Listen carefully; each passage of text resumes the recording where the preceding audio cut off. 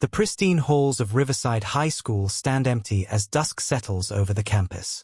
The late October wind whistles through the courtyard, scattering golden leaves across the deserted cheerleading practice field. Pom-poms abandoned from afternoon practice lie scattered near the bleachers, their red and gold streamers trembling in the growing darkness. The security lights flicker to life one by one, casting long shadows across the perfectly manicured grass where just hours ago, teenage voices had filled the air with chants and laughter. Inside the athletic complex, the usual smell of floor wax and teenage perspiration has been replaced by something metallic and sharp. The corridor leading to Coach David Mitchell's office is eerily silent, save for the soft hum of fluorescent lights. A varsity jacket hangs limply on a hook outside his door, the school's embroidered mascot partially obscured by a dark, wet stain.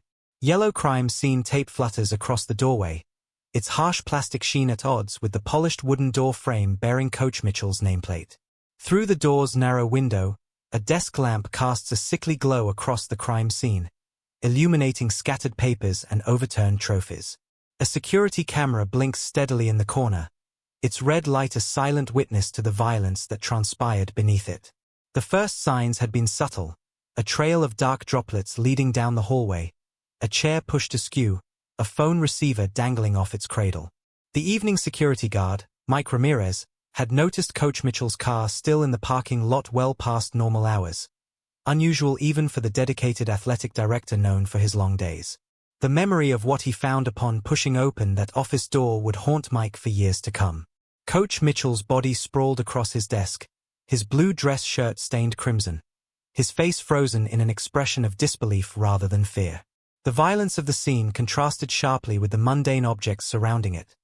College recruitment letters scattered across the floor, a half-empty coffee mug bearing the school's logo, a photo of last year's championship squad still perfectly straight on the wall.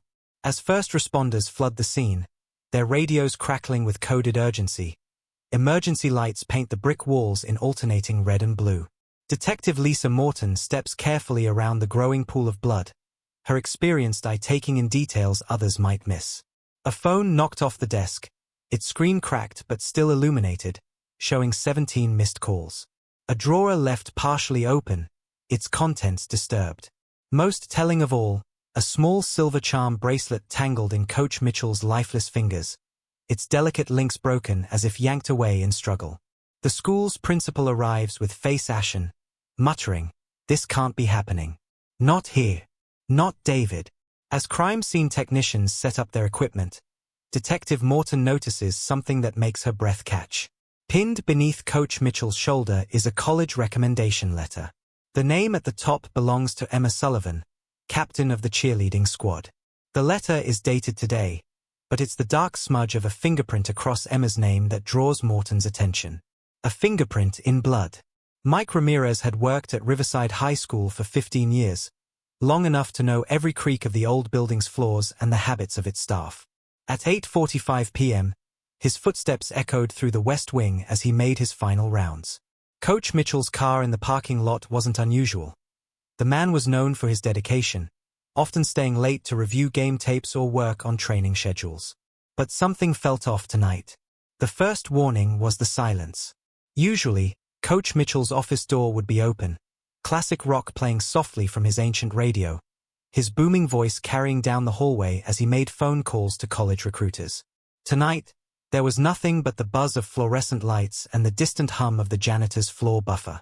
The second warning came as Mike's flashlight beam caught something dark on the freshly waxed floor, droplets leading toward the coach's office. At first, he thought it might be water or coffee, but the way it reflected his light made his stomach turn. 15 years of security work had taught him what blood looked like against white tile. Inside the office, the violence of the scene told its own story. Coach Mitchell's body was twisted awkwardly across his desk, his right arm extended as if reaching for something. His blue dress shirt, the one he always wore on game days, was saturated with blood from multiple stab wounds. The attack had been frenzied, passionate, personal. The room itself was a snapshot of interrupted life. A half-eaten sandwich sat on a paper plate, lettuce wilting at its edges. The computer screen still glowed, displaying an email draft to the school board about upcoming budget requirements. On the corner of the desk, a stack of permission slips for next week's cheerleading competition lay scattered, some stained red at the corners. Evidence of struggle was everywhere. A filing cabinet had been knocked askew, its drawers partially open. Trophies that usually stood in perfect formation on the shelf behind the desk had toppled, one lying shattered on the floor. A framed photo of last year's championship team had fallen face down, its glass cracked in a spiderweb pattern. The first patrol units arrived within minutes of Mike's 911 call, their silent approach suddenly transforming into a flood of controlled chaos. Officers secured the perimeter, their movements precise and practiced. Yellow crime scene tape went up as Detective Lisa Morton arrived, her sedan pulling up alongside 3 patrol cars. The school's security cameras would need to be checked immediately. Key card access logs pulled. Lists made of everyone still in the building. Morton had worked enough cases to know that in the first few hours after a murder, evidence had a way of disappearing, memories began to blur, and stories started to change. She watched as the forensics team photographed the scene, cataloging every detail. The murder weapon was notably absent, a fact that would prove significant later. As she surveyed the room, her attention was drawn to a small detail others might have missed. A delicate silver bracelet charm, the kind popular among teenage girls, glinting under the desk. When she bent to examine it closer, she noticed it was engraved with the letter E. The school would be closed tomorrow, students sent home to process the news while investigators worked. But Detective Morton knew that somewhere in this building, in the perfectly maintained halls and bright classrooms, lay the truth about who had wanted Coach David Mitchell dead badly enough to stab him 17 times. And why? On paper, David Mitchell was everything a small town like Riverside could want in a coach. Former college football star turned dedicated educator, his transition from professional athlete to high school athletic director and cheerleading coach seemed like the perfect second chapter in an all-American success story. At 42, Mitchell cut an imposing figure in the school hallways. 6'2" with graying temples that only added to his authoritative presence, he moved with the confident grace of someone who had never lost their athletic edge. His office walls told the story of his achievements. Framed jerseys from his college days, newspaper clippings of championship victories, and dozens of team photos showing him surrounded by smiling athletes. Before joining Riverside High 5 years ago, Mitchell had built an impressive career. 4 years as a starting quarterback at State, followed by 2 seasons in professional football until a knee injury ended his dreams of NFL stardom. Instead of letting the injury bitter him, he channeled his passion into coaching, earning his teaching credentials and working his way up through several prestigious high school programs. His divorce 3 years ago had surprised the community. His ex-wife, Lauren, had been a fixture at school events, always perfectly styled and supportive. The official story was that they had grown apart, but whispers suggested there was more. Late nights at the office, inappropriate text messages, concerns about his closeness with female students. The rumors were always quickly dismissed. After all, this was Coach Mitchell, the man who had taken Riverside's cheerleading squad from obscurity to 3 consecutive state championships. In the teacher's lounge, Mitchell was known for his charm. He remembered everyone's birthday, brought coffee for tired colleagues, and never missed a chance to praise his fellow educators in front of parents or administrators. His annual Christmas parties were legendary, though some noticed he paid special attention to younger female staff members, his touches lingering just a moment too long after a few drinks. But there were signs for those who looked closely. The way certain female students would transfer out of his physical education classes mid-semester. How he volunteered to supervise every overnight competition. The locked drawer in his desk that even the janitor wasn't allowed to clean. His habit of holding private coaching sessions with select students, always with the blinds drawn to prevent distractions. Parent-teacher conferences with attractive single mothers ran mysteriously long. His office hours extended later each year, especially during cheerleading season. Fellow teachers learned to knock twice before entering his office after an awkward incident with a student who had been reviewing competition footage. Still, no one wanted to question the man who had brought so much pride to Riverside High. When concerns were raised, they were quickly dismissed. He was just dedicated, they said, passionate about developing young talent. The kind of coach who went above and beyond for his students.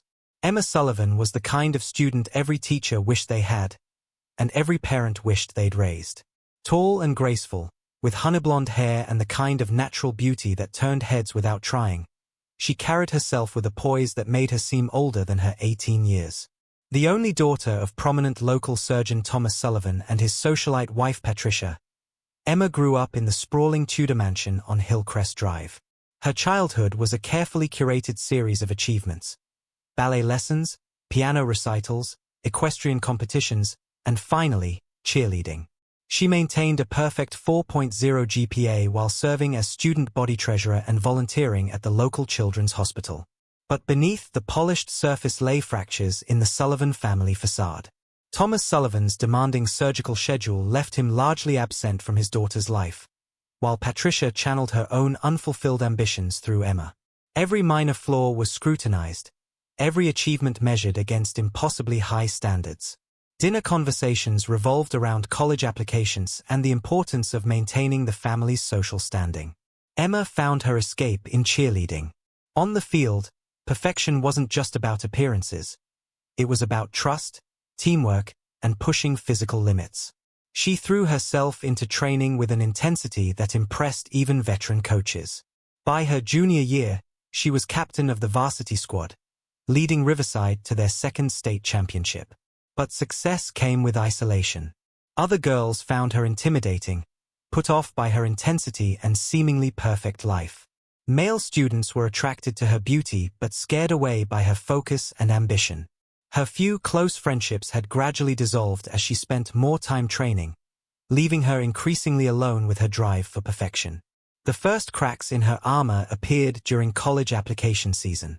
Despite her impressive resume, rejections began arriving from top-tier schools. Patricia's disappointment was palpable, manifesting in cutting remarks about Emma's lack of unique qualities and questions about her dedication. Thomas retreated further into his work, leaving mother and daughter locked in an escalating cycle of expectations and perceived failures. It was during this vulnerable period that Coach Mitchell began paying special attention to Emma's training. His praise felt different from the conditional approval she received at home. He saw her struggle, understood her drive, and offered the kind of unconditional support she desperately craved. Their private training sessions became a refuge from the pressure of home and school. When Mitchell first touched her shoulder during stretching, letting his hand linger longer than necessary, Emma told herself it was innocent.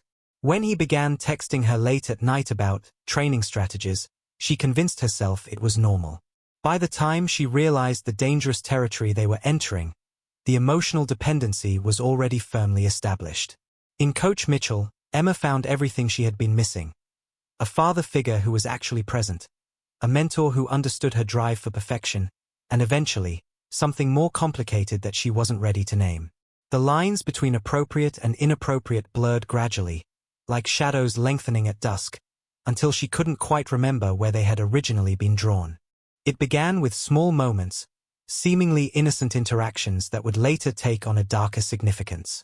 Coach Mitchell had a way of making each conversation feel intimate, even in a crowded gym.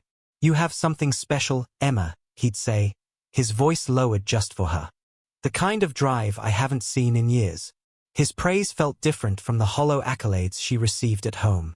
During practice, his attention was subtle but constant. While other coaches barked orders from across the gym, Mitchell would stand close, offering gentle corrections with a hand on her shoulder or waist. "Your form is almost perfect," he'd murmur, his breath warm against her ear as he adjusted her stance. "Just need a slight adjustment here." Each touch lingered a fraction longer than necessary. The grooming process accelerated after Emma's first rejection letter from Stanford. She was alone in the gym, practicing routines well after regular hours, tears blurring her vision as she pushed herself through increasingly difficult moves. Mitchell found her there, offering not just comfort but understanding. "I know what it's like," he told her, sitting close on the bleachers. "To feel like nothing you do is ever good enough." His hand found hers, a gesture that should have felt inappropriate but instead felt like anchor in her storm of emotions. "Your parents don't understand the pressure you're under. But I do, Emma. I see you." Their private training sessions began shortly after. Mitchell created a special elite program for her, scheduling one-on-one practices during lunch breaks and after school. He was careful at first, maintaining a professional facade while gradually pushing boundaries. Every inappropriate moment was followed by a retreat, a calculated dance of advance and withdrawal that left Emma constantly off balance. The emotional manipulation was masterful. Mitchell learned her vulnerabilities and exploited them with surgical precision. When Emma mentioned her father's criticism, he became the supportive father figure she craved. When she shared her mother's cutting remarks about her weight, he praised her athletic form. Each confidence she shared became another tool in his arsenal. "You're not like other girls your age," he'd tell her during their private sessions. "You're so much more mature, more focused. Sometimes I forget you're still in high school." These comments made Emma feel special, sophisticated, while simultaneously isolating her from her peers. Mitchell encouraged this isolation, suggesting that other students were jealous of her talent, that they couldn't understand her dedication. Boundary erosion happened so gradually that Emma barely noticed it. A hand on her lower back during spotting. Late-night text messages about training strategies that evolved into personal conversations. Private meetings in his office to discuss her athletic future that ran long into the evening. Each line crossed was rationalized, each red flag dimmed by his careful grooming. Their first kiss happened in Mitchell's office, 3 months after her 18th birthday. Emma had just nailed a difficult routine, riding high on adrenaline and his praise. When he pulled her close, it felt like an inevitable conclusion to their building tension. "We have to be careful," he whispered against her lips. "No one would understand what we have." Their hidden meetings took on an elaborate choreography. Emma would stay late for extra practice, waiting until the parking lot emptied before slipping into his office. Mitchell installed a mini-fridge for athletes needing hydration, creating an excuse for extended private sessions. He kept the blinds drawn, claiming the afternoon sun interfered with video review of routines. They communicated through a careful system of burner phones and coded messages. Mitchell taught her to delete texts immediately, to never save his number under his real name. Their conversations were a mix of training schedules and increasingly intimate exchanges. "Missing my star athlete," he'd text late at night, followed by detailed descriptions of what he wanted to do during their next private session. The close calls started accumulating. A janitor walking in during an embrace quickly explained away as a congratulatory hug. A student catching them in what looked like an intimate moment, dismissed as coach giving advice. Each near discovery added to the thrill for Mitchell while increasing Emma's anxiety. The impact on Emma was profound. Her grades began to slip, though Mitchell helped her maintain just enough academic performance to stay on the squad. She withdrew from friends, canceling plans to be available for him. Her phone became a source of constant anxiety, each message from him sending her heart racing with a mix of excitement and dread. Mitchell's control tactics grew more sophisticated. He began subtly criticizing her friends, suggesting they were speaking badly about her behind her back. He questioned her other relationships, male and female, planting seeds of doubt about their motivations. "They're just using you," he'd say. "Not like us. What we have is real." He used her athletic achievements as leverage, implying that their special training sessions were the key to her success. When she voiced doubts about their relationship, he'd remind her of upcoming competitions and college scouts.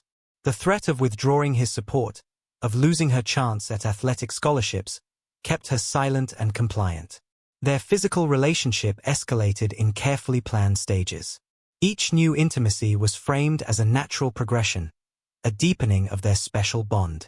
Mitchell was skilled at making Emma feel both sophisticated and naive, experienced and innocent. "You're so mature for your age," he'd murmur, while simultaneously reminding her of his experience and authority. The power imbalance became more pronounced as their affair deepened. Mitchell controlled when they could meet, how they could communicate, even what Emma could wear during practice. He developed subtle signals to convey his desires or displeasure, training her to be constantly attuned to his moods and needs. The secret began to weigh heavily on Emma. She lost weight, developed insomnia, jumped at unexpected noises. Her mother noticed the changes but attributed them to college application stress. Her father remained absorbed in his work, oblivious to his daughter's transformation. Only Mitchell seemed to understand, offering comfort while simultaneously being the source of her distress. Jennifer Hayes joined Riverside High's athletic department mid-semester, a 26-year-old former college cheerleader with fresh ideas and sharp instincts. Her arrival disrupted the careful balance Mitchell had constructed. Young, observant, and unfazed by Mitchell's charm, she noticed things others had learned to overlook. From her first week, something about Emma Sullivan's interactions with Coach Mitchell set off alarm bells. It wasn't any single thing, rather, a collection of small moments that painted a disturbing picture. The way Emma's confident demeanor crumbled in Mitchell's presence, replaced by a nervous eagerness to please. How Mitchell's eyes followed her during practice, lingering too long when she wasn't looking. "She's our star athlete," Mitchell explained smoothly when Jennifer questioned the frequency of their private training sessions. "She needs extra attention to maintain her edge." But Jennifer had been that star athlete once. She recognized the signs of grooming that her own former coach had tried with teammates. Jennifer began documenting everything. Times when Emma arrived early or stayed late. The drawn blinds in Mitchell's office during their training reviews. The way Emma checked her phone obsessively during practice, her face falling or lighting up depending on the message. She kept meticulous notes in a password-protected file on her laptop, building a timeline of suspicious behavior. The evidence accumulated slowly but steadily. A glimpse of inappropriate text messages when Emma's phone lit up during stretching. Muffled arguments behind closed doors. Tear-stained cheeks hastily wiped away before rejoining practice. The growing isolation of their star cheerleader from her teammates, who whispered about her special treatment. During team meetings, Jennifer observed their dynamic with growing concern. Mitchell would position himself near Emma, finding excuses for casual contact. His hand on her shoulder, lingering too long. The way he leaned close to whisper corrections, his lips nearly brushing her ear. Most telling was Emma's reaction, a mixture of pleasure and shame that made Jennifer's stomach turn. The first confrontation happened after Jennifer found Emma crying in the locker room. When questioned, Emma's denial was too practiced, too polished. "Coach Mitchell is just helping me with college applications," she insisted, but her trembling hands betrayed her. Jennifer's gentle suggestion of involving the school counselor was met with panic. Emma's isolation deepened as the affair intensified. Former friends drifted away, put off by her sudden mood swings and constant unavailability. Lunch periods were spent in Mitchell's office, reviewing routines. She dropped out of student council, citing practice commitments. Her world gradually shrank until it revolved entirely around Mitchell and cheerleading. The risks escalated as Mitchell grew bolder. Their meetings became more frequent, their concealment more reckless. He would pull her into equipment rooms for quick embraces, brush against her intentionally during practice. The thrill of nearly being caught seemed to excite him, while Emma's anxiety mounted. Whispers spread through the school community. Teachers exchanged concerned glances when Emma's previously stellar grades began to slip. Other cheerleaders complained about preferential treatment, some requesting transfers to different practice groups. Parents at competitions noted Mitchell's excessive physical contact during coaching. The warning signs multiplied. Emma's mother noticed her daughter's new habit of showering the moment she got home from practice, sometimes multiple times a day. Her father, finally emerging from his work fog, commented on her weight loss and dark circles under her eyes. Her once immaculate appearance showed signs of neglect, chipped nail polish, unwashed hair, wrinkled uniforms. Jennifer's presence created new tensions. Mitchell began warning Emma about the new coach, painting her as jealous and threatened by their special bond. But Jennifer's obvious concern confused Emma, making her question things she'd been conditioned to accept. The facade Mitchell had carefully constructed began showing cracks. Other staff members started noticing patterns. The school counselor reported an increase in transfers from Mitchell's physical education classes, all female students who became evasive when questioned. The janitor mentioned finding Emma's hair ribbon under Mitchell's desk one morning, leading to uncomfortable questions at a staff meeting. Mitchell's behavior grew more erratic as scrutiny increased. His temper flared during practice, especially when Jennifer was present. He cancelled several private sessions with Emma, then demanded more time with her than ever. His mood swings left her constantly on edge, never sure which version of him she would encounter. The pressure began showing in Emma's performance. She stumbled during routines she'd previously mastered, missed calls during cheers, zoned out during team meetings. Her teammates' concern turned to resentment as her mistakes affected their competition standings. The isolation Mitchell had engineered became self-perpetuating. Jennifer's careful documentation continued, but she struggled with how to proceed. Reporting her suspicions without concrete evidence could backfire, potentially making Emma's situation worse. Yet waiting too long risked allowing further harm to a clearly vulnerable student. The weight of responsibility kept her awake at night. The breaking point approached like a slow-motion collision. Emma's increasingly erratic behavior, Mitchell's growing paranoia, Jennifer's mounting evidence, and the community's rising suspicions created an atmosphere of unbearable tension. Something had to give, and soon. The confrontation happened on a rainy Tuesday afternoon, when Jennifer Hayes finally gathered enough evidence to confront Coach Mitchell directly. She waited until the last cheerleader had left practice, her documented evidence stored safely in 3 different locations. The steady drum of rain against the gymnasium windows provided an ominous backdrop as she knocked on his office door. "You need to end it with Emma," Jennifer said without preamble, closing the door behind her. "Whatever's going on between you two, it stops now." She watched Mitchell's face carefully, noting how his practice smile faltered for just a fraction of a second before recovering.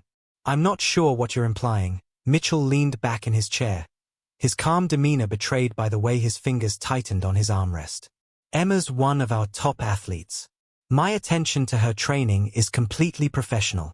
Jennifer placed her phone on his desk, displaying a series of photos. Emma entering his office after hours, the two of them in what appeared to be an intimate embrace through the window blinds, text message timestamps showing late-night conversations. "Professional? Let's talk about what professional means." Coach Mitchell. Mitchell's transformation was instant and chilling. The charming mentor vanished, replaced by something colder, more calculated. "You really want to do this, Jennifer?" A new coach, barely 6 months in, making accusations against someone with my reputation. His voice dropped to a threatening whisper. "Think carefully about your next move." "I already have," Jennifer replied, her hand steady as she revealed more evidence. "I've documented everything. The private sessions, the inappropriate touching, the way you've isolated her from friends and teammates. One word from me to the school board. And who do you think they'll believe?" Mitchell stood, using his height to intimidate. The beloved coach who brought 3 state championships to Riverside, or some failed cheerleader trying to make a name for herself. "You think Emma will back you up? She'll deny everything." But Jennifer saw the fear behind his bravado. "Maybe. But can your reputation survive even the hint of scandal?" "The whispers are already starting, Coach. Parents are asking questions. Other teachers have noticed." Throughout this confrontation, neither of them noticed Emma standing outside the door, her world crumbling as she listened. The rain had soaked through her uniform, but she barely felt it. Every word was like a physical blow, stripping away the layers of deception she'd wrapped around herself. Mitchell's reaction to the threat was swift and brutal. He called Emma into his office the next morning, before classes began. His demeanor was different. No more gentle touches or sweet words. "We need to discuss your position on the team," he said coldly, watching her face pale. "What do you mean?" Emma's voice trembled. "I haven't done anything wrong." "Haven't you?" His smile was cruel now. "Those private messages you sent me. Quite inappropriate for a student to send to her coach. What would your parents think? The college recruiters?" The threat hung in the air between them. Emma felt her carefully constructed world beginning to collapse. You can't do that. You were the one who..." "My word against yours, Emma. Think about it. Who'll believe the troubled teenager with declining grades over the respected coach? Jennifer Hayes is already spreading rumors. People might start questioning your mental stability." Emma's emotional state spiraled rapidly. Years of manipulation crystallized into horrible clarity. Every sweet word, every gentle touch, Every promise had been a calculated move in Mitchell's game. The realization brought waves of nausea and shame. The final confrontation came later that night. Emma, desperate and breaking under the pressure, sent a series of increasingly frantic messages to Mitchell. "We need to talk. Please. You can't just end things like this." His responses were cold, dismissive. "There's nothing to talk about. You're becoming a liability." When she threatened to tell everything to Jennifer Hayes, his message chilled her to the bone. "Remember those photos you sent me? The ones you begged me to delete? I keep backups of everything, Emma. Think about what your father's colleagues at the hospital would say. How fast those could spread through the school." Emma stared at her phone, her vision blurring with tears and rage. Everything she'd sacrificed, her friendships, her grades, her self-respect, had meant nothing to him. She was just another conquest, another girl he'd used and planned to discard. In that moment, something inside Emma broke. The carefully maintained facade of the perfect student, the obedient daughter, the dedicated athlete shattered completely. She found herself walking toward the school, her mother's kitchen knife heavy in her bag. The rain had started again, but she barely noticed. She knew he would still be in his office. He always stayed late on game nights, reviewing footage, planning strategies. Planning his next victim, she now realized. The security guard would be on his dinner break. The hallways would be empty. The weight of her decisions, of all the choices that had led to this moment, pressed down on her like a physical force. But beneath the crushing pressure of shame and betrayal, a terrible clarity emerged. Tonight, everything would end, one way or another. The fluorescent lights buzzed overhead as Emma walked down the empty corridor toward Mitchell's office. Each step echoed against the polished floors, her reflection fragmenting in the trophy cases that lined the walls. Through the gap in his office blinds, she could see him at his desk, illuminated by the glow of his computer screen. She knocked, the sound hollow in the empty hallway. Mitchell looked up, annoyance flashing across his face before settling into his practiced smile. "Emma, it's late. You shouldn't be here. We need to talk." Her voice was steady, calmer than she felt. The knife in her bag seemed to pulse with its own heartbeat. "There's nothing to discuss." He turned back to his computer. "Go home. We'll talk about your position on the team tomorrow." "My position on the team?" Emma stepped inside, closing the door behind her. "That's all you have to say to me? After everything?" Mitchell sighed, the sound dripping with condescension. "Emma, you're being dramatic. What happened between us was a mistake. You're young, emotional. You'll get over it. A mistake." The word caught in her throat. "You manipulated me, isolated me, made me think I was special, and now you're threatening to destroy my life." He stood then, using his height to intimidate her as he had done so many times before. "Keep your voice down. You're hysterical. This is exactly why no one would believe you." Emma's hand found the knife in her bag. "Show me your phone. Delete the photos. Delete everything." "Or what?" His laugh was cruel. "You'll tell someone? Go ahead. By tomorrow morning, those pictures will be everywhere. Your father's reputation, your mother's social standing, your future, all gone." The first strike caught him by surprise. The knife slid between his ribs as easily as it cut through butter. Mitchell's eyes widened in shock, his mouth forming a perfect O of surprise. "Emma, what?" He stumbled backward, knocking over his chair. The second strike was harder, fueled by years of manipulation and betrayal. "Delete them," she screamed, the knife rising and falling. "Delete everything." Blood sprayed across college recruitment letters and competition schedules. Mitchell tried to grab her wrists, but his strength was fading. Each strike released another flood of memories. His lingering touches during practice, late-night texts, promises of love mixed with threats of exposure. When it was over, Emma stood panting in the sudden silence. Mitchell lay sprawled across his desk, blood pooling beneath him. His phone had fallen during the struggle, screen cracked but still glowing with their last text exchange. The reality of what she'd done hit her in waves. The knife slipped from her blooded fingers, clattering to the floor. Her charm bracelet, caught on Mitchell's sleeve during the struggle, hung broken from his lifeless hand. In a daze, she walked backward toward the door, her cheerleading uniform spattered with evidence of her crime. The hallway seemed longer now, the trophy cases reflecting a different girl than the one who had walked in minutes before. Detective Lisa Morton arrived at the scene within hours of the body's discovery. The school hallway had transformed into a crime scene, evidence markers dotting the floor like bright yellow breadcrumbs. The first piece of evidence was Mitchell's phone, retrieved from under his desk. The forensics team worked carefully to preserve any fingerprints as they downloaded its contents. The text messages told a story that made even veteran officers uncomfortable. "Look at the timestamps," Morton pointed out to her partner. "Late-night conversations, deleted photos, threats of exposure. Classic predator behavior." The witness statements painted a disturbing picture.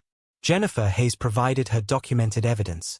Dates, times, inappropriate interactions she had witnessed. "I tried to stop it," she said, hands shaking as she handed over her laptop. "I was gathering evidence, building a case. I just needed a little more time." Other students began coming forward. Girls who had transferred out of Mitchell's classes, each with similar stories of unwanted attention and inappropriate comments. The pattern stretched back years, hidden beneath a veneer of athletic success and community respect. Digital forensics revealed more. Deleted photos recovered from Mitchell's cloud storage. Hidden folders of conversations with other students. A pattern of grooming and manipulation that spanned his entire career at Riverside High. He kept trophies, Morton explained to the district attorney. Not just photos. Hair ribbons, jewelry, small personal items from each girl. "We found them in a locked drawer in his desk." The evidence against Emma was equally damning. Security footage showed her entering the building that night. Her fingerprints were on the murder weapon. Most telling was her charm bracelet, found tangled in Mitchell's dead fingers. But it was the psychological evidence that proved most compelling. Emma's journal, discovered in her locker, documented the gradual erosion of her mental state. Text messages recovered from her phone revealed Mitchell's manipulation, the way he isolated her from friends and family. This wasn't a simple murder, Morton argued in her case summary. This was the culmination of years of systematic abuse and manipulation.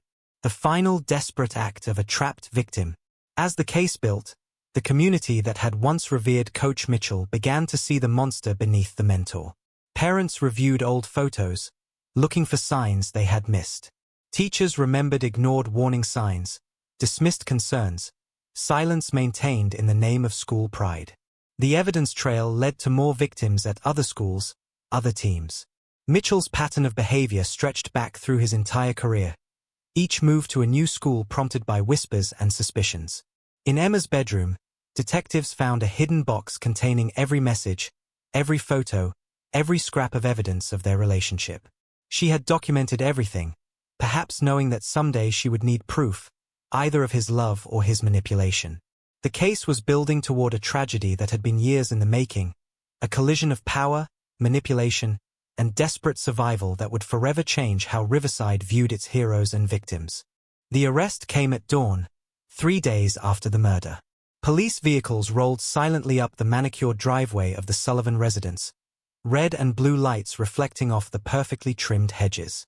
Detective Morton led the team, knowing this moment would haunt everyone involved. Emma was already awake, sitting on her bed fully dressed. She had barely slept since that night, her cheerleading trophies watching like silent accusers from their shelves. When the doorbell rang, she knew. Her mother's scream from downstairs confirmed it. Emma Sullivan, Detective Morton's voice was gentle but firm as she read the rights. "You're under arrest for the murder of David Mitchell." Dr. Sullivan stood frozen in his imported silk robe, for once at a loss for words. Patricia Sullivan collapsed against the marble kitchen counter, her perfectly manicured nails digging into her palms. "There must be some mistake," she kept repeating. "Not our Emma." But Emma's confession flowed like a river breaking through a dam. In the interrogation room, she spoke for hours, her voice steady as she detailed years of manipulation, secret meetings, and finally, the night everything shattered. "I just wanted it to stop," she said. I wanted him to delete everything, to let me go. But he wouldn't. The media descended like vultures. Local news vans clogged the street outside the police station. Headlines screamed, "Cheerleader kills coach." A dark tale of seduction and murder. National news picked up the story, drawn by its toxic mix of youth, sex, and violence. Riverside High remained closed for a week. When it reopened, grief counselors outnumbered teachers. The cheerleading trophy case was quietly emptied, Mitchell's photos removed from the gym walls. His replacement was announced with minimal fanfare. A woman in her 50s with impeccable credentials and no history of controversy. The community fractured along fault lines of belief and denial. Some defended Mitchell, clinging to their image of the dedicated coach who brought glory to their town. Others came forward with stories they had dismissed, warnings they had ignored. The school board launched an investigation, discovering a pattern of transferred students and buried complaints stretching back years. Legal proceedings moved slowly through the system. Emma's defense team built a case around trauma and self-defense, highlighting Mitchell's history of predatory behavior. The prosecution struggled with public sympathy for a teenage victim while maintaining the severity of premeditated murder. The long-term consequences rippled outward. New policies were implemented across the district. No private meetings between coaches and students, mandatory reporting of concerning behavior, security cameras in all athletic facilities. Other schools examined their own procedures, recognizing that trust alone wasn't enough protection. The Sullivans moved away before the trial, their Tudor mansion sold to escape the whispers. Patricia retreated into prescription medications and charity committees, while Dr. Sullivan buried himself deeper in his work. Their carefully constructed world of appearances and achievements lay shattered. Emma's story became a cautionary tale, studied by child protection advocates and law enforcement. Her case led to enhanced training for school staff about recognizing grooming behaviors and the subtle signs of exploitation. But perhaps the most profound impact was on the students themselves.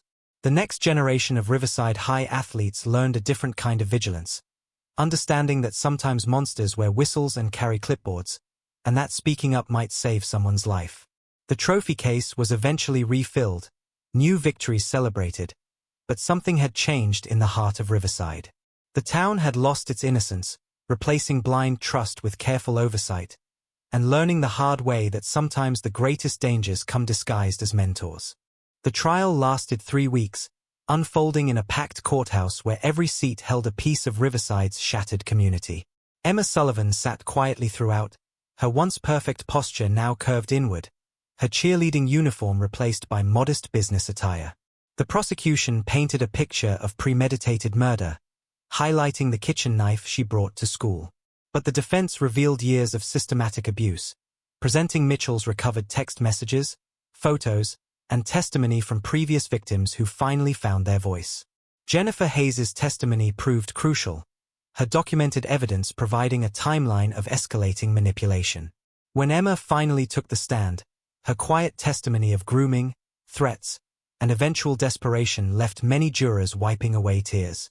After 2 days of deliberation, the verdict came, guilty of second-degree murder, with a strong recommendation for leniency based on extenuating circumstances. At the sentencing hearing, Judge Marion Carter addressed Emma directly. The court acknowledges the extraordinary circumstances that led to this tragedy.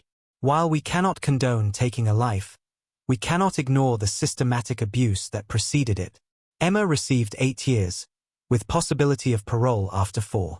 The sentence included mandatory counseling and the opportunity to complete her education while incarcerated. The judge also issued a broader statement addressing the institutional failures that enabled Mitchell's behavior.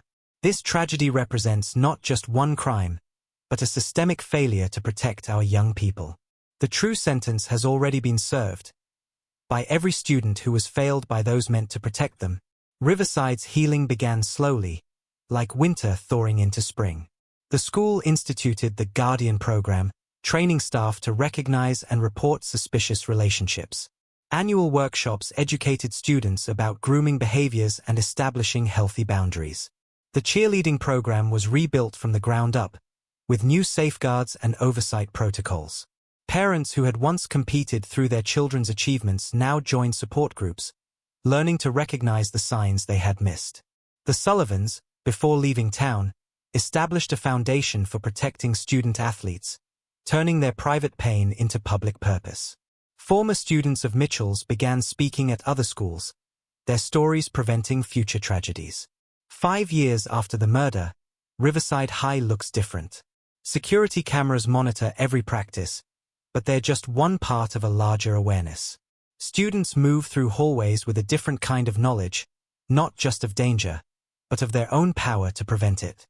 The trophy case still stands, but alongside it hangs a plaque, in dedication to those who speak up, stand up, and protect one another. Emma's story became part of training materials for educators nationwide. Her case study is discussed in criminal justice classes, not just for its legal implications but for its lessons about power, trust, and institutional responsibility. The old culture of silence has been replaced by one of vigilance and support. When Emma was released after serving 4 years, she chose to tell her story, not for fame but for change. Her experience became a cornerstone for new legislation strengthening protection for student athletes. In the end, Riverside learned that champions aren't just made through victories on the field, but through the courage to face uncomfortable truths and the determination to protect their most vulnerable.